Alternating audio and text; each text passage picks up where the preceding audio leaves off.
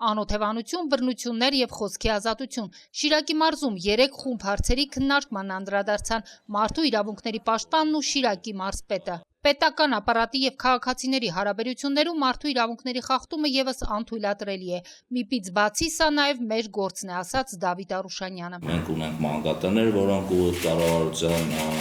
տակ են, մենք ունենք ոստիկանություն, մենք ունենք այլ կառույցներ, որոնք մեր մարզում են ու այս պարագայում որևէ կառույցի կողմից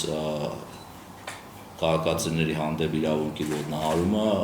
մեր խնդիրն է։ Անահիտ Մանասյանը կարևորեց մարդու իրավունքների պաշտպանի տեղի գրասենյակի եւ մարզպետարանի համատեղ ու արդյունավետ աշխատանքը,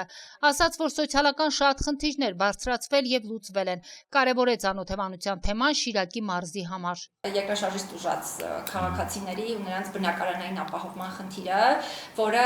շարունակում է արդիական մնալ, որովհետեւ մենք շարունակում ենք ստանալ այս առումով քաղաքացիներից դիմում բողոքներ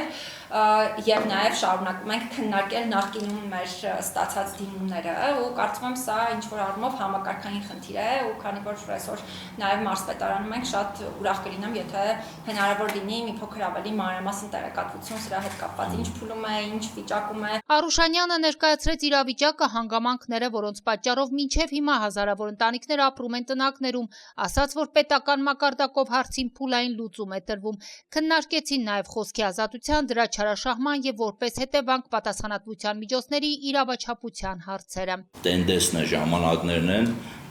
սոցիալական ցանցերով իրենց համարելով բլոգերներ կամ տիկտոկյան հարթակների հերոսներ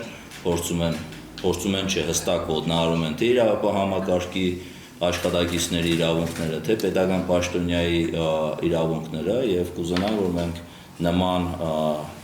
գործելավոճը չդիտարկենք որպես ժողովրդավարություն եւ որպես մամուլի ազատություն ու խոսքի ազատություն, այլ նաև հստակ քննադատականներ տանք։ Այո, միշտ չէ, որ խոսքը իրավաչափ է, բայց նաև միշտ չէ, որ